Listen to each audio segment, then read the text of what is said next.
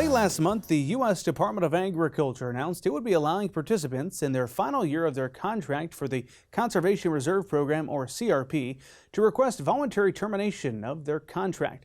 This decision was reached to help address continuing threats to global food security. Participants approved for this one-time voluntary termination will not have to repay rental payments. This is a flexibility implemented this year to help mitigate the global food supply challenges being caused by a number of factors, including the Russian invasion of Ukraine. Eligible participants should be expecting mail correspondence from their local FSA office regarding further details. Well, I think it's clear we've got some concerns about food supply worldwide, and the Secretary made a determination just this past week that we needed to give farmers some flexibility in determining what was best to do with their land.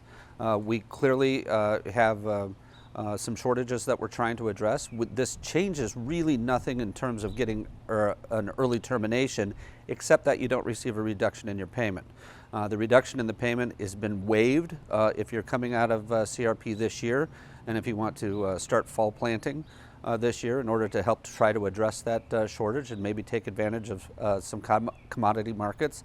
We don't anticipate that there's going to be a great deal of acres that come out because of this, because these are still highly erodible lands that we put into the CRP program, but we wanted to give that flexibility to farmers so that they can make their own determination on what to do with those acres and see if they could help address this issue that's becoming bigger and bigger. So if you're curious as to whether you're eligible for an early termination, you'll be receiving a letter if you are eligible, and then once you get that, you'll need to go in and visit with your county office to get the paperwork all done. Since CRP land does not typically have recent history of pesticide or herbicide application, the U.S. Department of Agriculture is encouraging producers to consider organic production.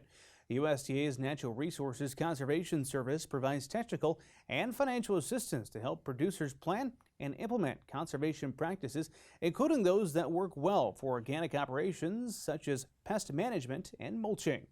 There are other CRP options, such as the Transitioning Incentives Program, or TIF, available as well.